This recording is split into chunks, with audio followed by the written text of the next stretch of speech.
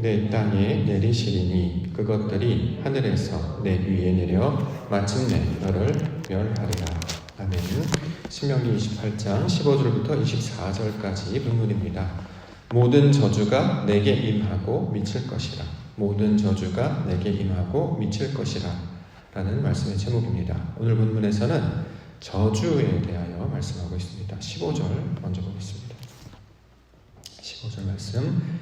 내가 만일 내 하나님 여호와의 말씀을 순종하지 아니하여 내가 오늘 내게 명령하는 그의 모든 명령과 규례를 지켜 행하지 아니하면 이 모든 저주가 내게 임하며 내게 이를 것이다. 이렇게 말씀을 주고 있습니다. 저주라는 단어 나는데 문자적으로 보면 악담, 독설, 비방 등의 의미를 가지고 있는 단어죠. 따라서 어떤 잘못된 상황이나 나쁜 처지에 빠지게 되는 의미로 사용하는 말입니다. 자, 이 말대로 우리가 본문을 해석해 보면 하나님의 말씀을 순종하지 않는 사람들이 있습니다. 그럼 저주를 받게 된다는 거죠. 잘못되거나 나쁜 상황에 처하게 된다라는 징벌의 의미로 지금 사용하고 있습니다. 자, 그런데 이렇게 하나님께서 정말 하나님의 말씀을 순종하지 못하는 자들을 징벌하시는 분이신가?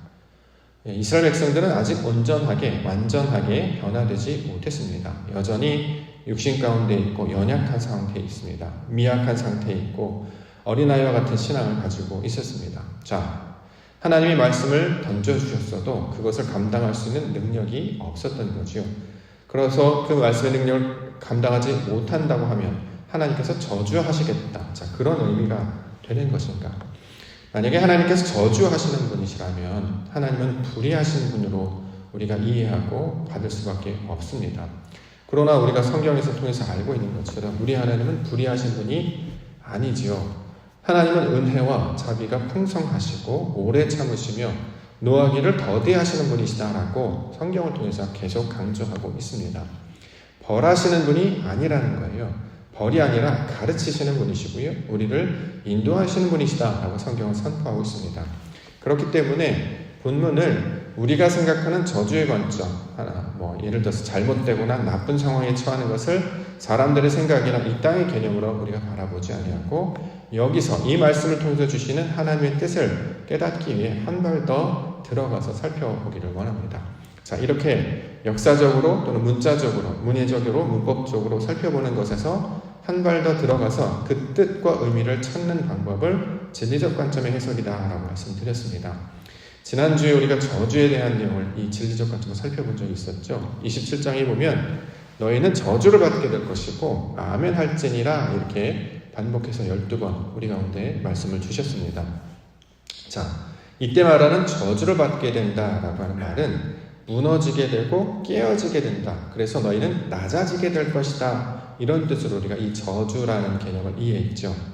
하나님의 뜻 안에서 저주를 받는다라고 하는 것은 우리가 가지고 있는 육신적 속성, 인간의 본성, 나의 자아가 무너지고 깨어져서 낮아지게 하시는 상태가 되는 것을 저주를 받는다라는 말로 설명하고 있습니다.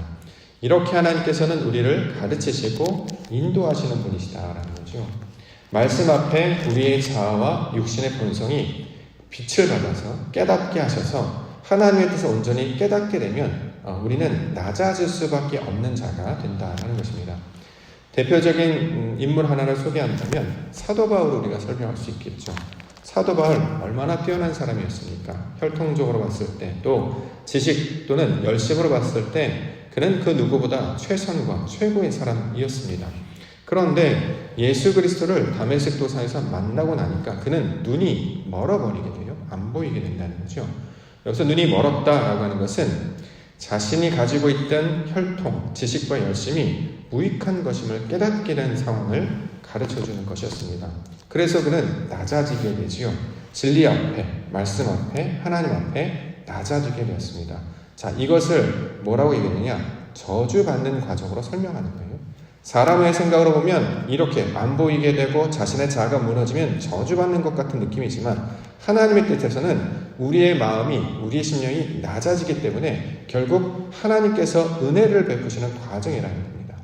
성경에서는 낮아지는 자, 자신을 낮추는 자가 복이 있다. 왜냐하면 천국이 저희 것이기 때문이다. 말씀하고 있기 때문이죠. 따라서 이 저주를 받는다라고 하는 저주의 개념은 우리가 생각하는 부정적인 개념이 아니고요. 하나님 앞에서 낮아지게 하시는 하나님께서 그게 우리를 변화시키시는 옛사람을 무너뜨리고 새사람으로 변화시키는 과정의 내용으로 우리 가운데 설명하고 있는 것입니다. 사람은 스스로 낮아지지 못하잖아요.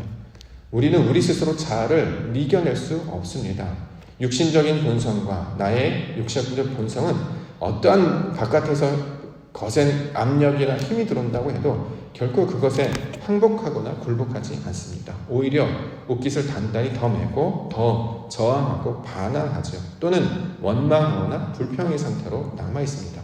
그런데 하나님의 말씀은, 여호와의 역사는 우리 안으로 들어오셔서 자발적인 복종을, 그래서 우리가 스스로 낮아지게 하심을 경험하게 하신다라는 것입니다. 이걸 우리가 이제 우리 요즘의 말로 한다면 자기 객관화가 가능하다라는 거죠. 사람들은 자신을 객관적으로 보지 못해요. 다 주관적으로 살펴보잖아요. 자기 소견에 옳은 대로 나는 괜찮고 내 뜻은 옳고 나는 항상 맞고 내 일은 잘 돼야 될 것이고 나는 그래서 무언가 큰일을 할 사람처럼 계속 생각해 왔다라는 겁니다. 그런데 하나님을 만나게 됩니다. 그럼 어떻게 됩니까? 진짜 하나님을 만나게 되면 그 앞에서 모두가 다 무릎을 꿇게 된다는 것입니다. 이렇게 하나님 앞에서 무릎을 꿇고 내 모든 것들을 포기하고 내려놓는 것을 성경에서는 저주 이렇게 이야기하고 있습니다. 자, 그런데 놀라운 것은 이 저주라는 개념이 복의 개념과 다르지 않다라는 것입니다. 우리가 지난주에 살펴봤을 때 금요일날 우리가 28장 상반절 보면서 모든 민족 위에 뛰어나게 하실 것이다 라는 말씀을 받으면서 들어가도 복을 받고 나가도 복을 받고 이런 말을 받았습니다. 그때는 복에 관한 이야기를 하고 오늘은 저주에 관한 이야기를 한다는 거죠. 우리는 복이라는 개념은 좋은 의미로, 저주라는 개념은 부정적인 의미로 이때까지는 알았어요. 그런데 진리적 관점의 해석을 해보니까 하나님께서 말씀하시는 복이나 하나님께서 말씀하시는 저주나 다 같은 뜻이라는 거예요. 대립되는 개념이 아니라 하나님 안에서 하나님의 백성으로 바꾸어지는 과정을 복의 개념으로 또는 저주의 개념으로 설명합니다. 복은 하나님의 성분으로, 하나님의 말씀으로 우리를 바꾸시는 이야기고, 저주는 우리를 낮추셔서 하나님의 백성으로 바꾸시는 이야기. 결국 하나님의 형상을 닮은 자로 바꾸시는 이야기가 이 성경의 내용이 된다라는 것입니다. 그러므로 이것을 우리가 진리적 관점으로 봤을 때 저주가 부정적인 내용이 아니라 자아를 무너뜨리는 거구나, 나의 옛사람, 옛습관, 나의 육신적 본성을 낮추시는 것이구나 라는 것을 깨닫고 이것을 온전히 깨달으면 하나님은 불의하신 분이 아니라 우리를 온전케 하시려고 하시는 선하신 분이요 자비로우신 분이요 은혜가 풍성하신 분이심을 다시 한번 성경을 통해서 말씀하고 있다는 거죠. 문자적으로 보지 않고 진리적으로 관점을 봐야 하나님이 어떠한 분이신지를 제대로 알 수 있게 됩니다. 자, 성경에서 저주를 받았던 분 대표적인 누구 있습니까? 예수님이셨죠. 예수님이 바로 저주받으셨던 분입니다. 우리가 생각하는 그런 개념이 아니라는 거예요. 자, 저주는 하나님께서 낮추시다 이런 뜻이에요. 그분이 하늘 보좌에서 낮추셨잖아요. 이 땅에 내려오셨습니다. 왜요? 저주를 받았기 때문이죠. 우리는 저주를 받는다 그러면 나쁜 걸로 생각하는데 그게 아니라는 거예요. 내려오셨습니다. 그래서 저주를 받으셨죠. 그래서 어떻게 했냐? 나무에 달리셨습니다. 자, 나무에 달리셨기 때문에 그것을 통해서 하나님의 뜻을 가르쳐 주시는 모양으로 우리 가운데 설명하고 있다는 거죠. 저주는 미워하거나 징벌의 개념이 아니라 하나님의 뜻을 온전하게 나타내시려고 하는, 그렇게 너희도 이러한 모습 가운데 살아야 하나님의 백성이 될 것이라는 아버지의 뜻을 가지고 있는 말이 됩니다. 그렇기 때문에 저주라는 말을 들으면 이제는 두려워하지 않게 된다는 거예요. 거부하지 않게 된다는 거예요. 왜요? 내 옛사람이 죽어져야, 내가 낮아져야 다시 하나님 앞에 바로 서기 때문입니다.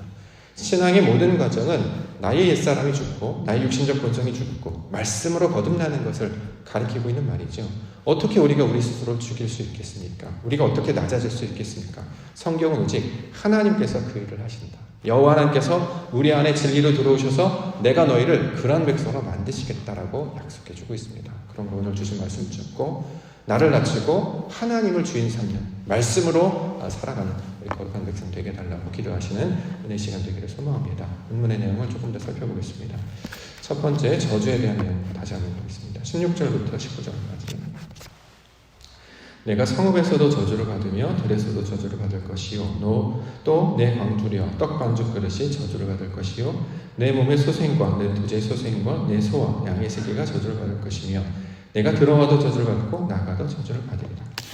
우리가 지난주 금요일 날에는 복의 개념으로 이 내용을 살펴봤죠. 그래서 복은 하나님의 성분으로 이렇게 우리를 바꾸어 주신다. 하나님의 형상을 닮은 자가 되게 하신다 하는 것이 복의 개념이었어요. 자, 그러면 성읍에서 복을 받고 들에서 복을 받는 것이나 성읍에서 저주를 받고 들에서도 저주를 받는 건 같은 뜻이다라는 거죠. 자, 하나님의 것으로 우리를 바꾸어 주신다. 자, 이거를 문자적으로 이해한다고 하면 성읍이나 들은 장소적 개념으로 나타나는 말이기 때문에 어떤 상황, 어디에 있었든지 다 하나님의 백성으로 우리를 바꾸어 주실 것이다. 우리가 들에 있든지 보디발의 집에 있든지 요셉처럼 어떤 옥에 갇히든지에 상관없이 모든 상황을 통해서 어떻게 해요? 선을 이루시겠다는 뜻과 똑같은 내용이죠. 우리를 바꾸셔서 하나님의 뜻을 깨닫게 하시겠다라는 뜻이 될 것입니다. 자, 이거는 이제 문자적으로 볼 때고, 진리적 관점에서 말하는 성읍은 말씀이라는 뜻이었고 들은 하나님의 형상이라는 뜻이었습니다. 따라서 성읍에서도 저주를 받고 들에서도 저주를 받는다라고 하는 것은 말씀으로 우리가 낮아지고 하나님의 형상, 영으로 우리도 구별하여 주신다라는 뜻이 되고 있는 것입니다. 그러면 성령과 진리로 예배하는 자의 모습과 똑같죠. 하나님의 형상을 닮은 것이나 성령과 진리로 우리의 속사람을 가꾸어서 우리를 경작하여서 말씀으로 개간하여서 좋은 땅이 되게 하시는 일, 이것이 하나님의 일이다. 이렇게 이야기하고 있습니다. 몸의 자녀, 토지, 짐승, 소 이런 다 내용은 다 문자적인 뜻으로 해석하지 않고 진리적 관점으로 보면 그러한 성분으로 바뀌게 된 결과물을 이런 모양으로 설명합니다. 몸의 자녀, 토지, 짐승, 소. 하나님께서 말씀하시는 그 뜻으로 우리가 변화된 모양을 이런 단어들로 설명하는데요. 문자에 갇히면 진리가 되지 못하기 때문에 이건 의미로 받아들여야 할 것입니다. 자, 하나님의 백성으로 우리를 낮추셔서 낮아지게 해서 아버지의 속성으로 바꾸시는 이야기. 이것을 저주의 내용으로 설명하고 있습니다. 두 번째는 언제 저주를 주시느냐. 악을 행할 때다 이렇게 얘기하는데요. 20절부터 보겠습니다. 내가 악을 행하여 그를 잊음으로 내 손으로 하는 모든 일에 여호와께서 저주와 혼란과 책망을 내리사 망하며 속히 파멸하게 하실 것이며 여호와께서 내 몸에 연병이 들게 하사 내가 들어가 차지할 땅에서 마침내 너를 멸하실 것이며 여호와께서 폐병과 열병과 염증과 학질과 한재와 풍재와 썩는 재앙으로 너를 치시리니 이 재앙들이 너를 따라서 너를 진멸하게 할 것이다. 자, 여기 이제 망하다, 파멸하게 하다, 멸하다, 진멸하다는 진리적 관점으로 이해합니다. 우리가 무너지는 이야기예요. 상대를 무너뜨리는, 남대를 정복하는 이야기가 아니라 내 옛자, 나 육신적 자가 무너지는 이야기를 하고 있다는 거죠. 하나님께서 우리를 그렇게 만들어 가신다는 것이에요. 자, 그런 의미에서 살펴봐야 된다는 거죠. 자, 첫 번째 구절에 보면 내가 악을 행하여 그를 잊음으로 이렇게 이제 번역을 했어요. 그러면 마치 우리가 뭔가 잘못했기 때문에 하나님께서 저주를 내리시고 혼란을 내리시고 책망을 내리시는 것처럼 지금 번역을 했는데요. 원문을 살펴보시면 구절이 반대로 되어 있습니다. 이걸 반대로 해석했어요. 어떻게 되냐면 하나님께서 저주와 혼란과 책망을 내리시면 너희가 악을 행하게 될 것이다. 너희가 파멸하게 될 것이다. 이런 뜻입니다. 무슨 뜻이냐? 저주와 혼란과 책망은 좋은 의미잖아요. 우리 옛사람이 무너지는 것이니까 우리를 낮추시는 거니까 좋은 것이잖아요. 그렇게 되니까 내 옛자, 내가 쌓았던 성, 내가 쌓았던 바벨탑, 내가 쌓았던 도시가 무너지게 된다는 거죠. 그 의미를 지금 본문을 통해서 설명하고 있는 것입니다. 말씀으로 우리 가운데 하나님의 뜻을 알려주시면 내 자아가 무너지게 돼요. 자, 이것을 악을 행하다라는 의미로 설명합니다. 성경에서 말하는 악은 나쁜 일이 아니라는 말씀이었습니다. 껍데기라는 상태라는 거예요. 하나님께서 어떤 내용을 껍데기에 담아서 주셨습니다. 그러면 그 껍데기를 통해서 그 안에 내용을 찾아야 되죠. 이걸 껍데기에서 내용을 찾는다 그래서 선이다라고 얘기하고 그 껍데기의 상태, 그 보여지는 그릇의 상태, 우리가 눈으로 보는 그 상태를 악이라고 이야기하는 거죠. 그래서 이것을 통해서 하나님의 뜻을 알게 되면 그걸 선이다 이렇게 이야기합니다. 그럼 여기서 악을 행한다라고 이제 번역을 했는데요. 나쁜 일을 한다는 뜻이 아니라 그 하나님이 보여주시는 껍데기, 그 그릇, 그 모양을 통해서 하나님의 뜻을 알게 될 것이다. 자, 그 이야기를 하고 있는 것입니다. 원래 우리가 껍데기, 가라지의 상태였잖아요. 그런데 그 안에 알곡의 상태로 바꿔주실 것이다. 우리 안에 말씀이 없었는데 말씀으로 채워주실 것이다. 자, 이 내용을 가리키고 있습니다. 그 대표적인 내용이 바로 본문에 나타난 여러 가지 병들에 관한 이야기하고 있는데요. 본문에 보면 연병이 등장합니다. 연병. 이거는 이제 의학적으로 어떤 질병의 종류를 가리키는 말이 아니겠죠. 여기 뭐 풍제, 한제, 한자어로 나와 있기 때문에 의학적 전문가가 아니면 뭔 말인지 모를 정도로 낯선 단어들이 나옵니다. 그런데 본문에 나타나는 것은 너희가 악을 행하면 이런 병들이 나타날 것이다 이런 게 아니고, 연병을 언어를 살펴보시면 무슨 뜻이냐면 말씀이라는 뜻을 가지고 있습니다. 이걸 연병으로 번역을 했어요. 하나님께서 우리에게 뭘 주세요? 말씀을 주시는 거예요. 그 말씀이 어떻게 우리 가운데 역사하게 된다는 거죠. 왜냐하면 하나님께서 분명히 우리에게 애굽에서 있었던 질병을 너에게 주지 않겠다라고 이야기하셨어요. 우리가 생각하는 그런 질병, 애굽에서 만났던 질병을 우리한테 주지 않겠다라고 말씀하셨죠. 주일날 우리가 살펴보지 않았습니까? 출애굽기 15장 26절 이르시되 너희가 너희 하나님 나 여호와의 말을 들어 순종하고 내가 보기에 의를 행하면 내 계명에 귀를 기울이며 내 모든 규례를 지키면 내가 애굽 사람에게 내린 모든 질병 중 하나도 너에게 내리지 아니하리니. 애굽 사람들은 이 말씀을 어떻게 받았습니까? 질병으로 받았어요. 그러니까 자기들이 생각하는 방식으로 받았다는 거죠. 그래서 거부하고 극복하려고 그걸 막아섰다라는 거죠. 그런데 그런 질병의 내용으로 주신 것이 아니었다라는 거예요. 우리가 생각하는 그런 개념을 준 것이 아니었다라는 거예요. 원문을 보니까 말씀을 주셨다라는 거예요. 하나님께서 우리를 어떻게 바꾸어 가셨느냐? 말씀을 주신다는 거예요. 진리를 가르쳐 주신다는 거예요. 그것을 메신저를 통해서 주시고 예배를 통해서 우리 가운데 전해 주십니다. 그럼 어떻게 됩니까? 바뀌게 되지요. 원래 우리는 옛자의 상태에 있기 때문에 외부에서 다른 것이 들어오면 저항합니다. 다른 사람이 길을 알려주거나 지식을 알려주거나 뭔가를 알려주면 그렇군요. 잘 받아들이지 않아요. 원래는 다 거부합니다. 세상에서도 그런데 하나님의 말씀은 더하지요. 원래 자기가 가지고 있는 신앙관이 있지 않습니까? 내가 가지고 있는 신앙관이 있어요. 이렇게 하는 것이 하나님이 원하시는 복이다. 이렇게 하면 하나님이 기뻐하신다. 자기 나름대로의 신앙관이 있어요. 그런데 다른 메신저가 와서 하나님의 뜻이 이겁니다 라고 하면 그렇군요 라고 다 아멘을 받지 않아요. 거부한다는 거죠. 대표적인 사람들이 누굽니까? 유대인들이었어요. 바리새인들. 자신들의 신앙이 있다라고 생각했거든요. 말씀도 알고 금식도 하고 11조도 하고 신앙생활을 했기 때문이죠. 예수님이 오셔서 율법을 통해 산상수훈을 가르치니까 그들은 놀랐다, 충격을 받았다 이렇게 얘기합니다. 왜냐하면 그들이 알고 있던 내용과 달랐기 때문이죠. 그러면 자신의 신앙관이 무너져야 되지 않습니까? 나는 이렇게 알고 있었는데 다른 내용을 이야기하네? 그럼 어떻게 되지? 그럼 어떻게 되냐? 그것을 받아들이는 것이 아니라 내가 옳으니 당신이 틀렸다 이렇게 얘기하죠. 그래서 거부합니다. 수많은 메신저가 우리 인생의 신앙 가운데 많이 등장할 것입니다. 여러분들도 신앙 가운데, 인생 가운데 여러 가지 메신저들 만날 거 아닙니까? 대표적으로 목사님들을 만나겠죠. 그들이 전하는 여러 가지 말씀들이 있어요.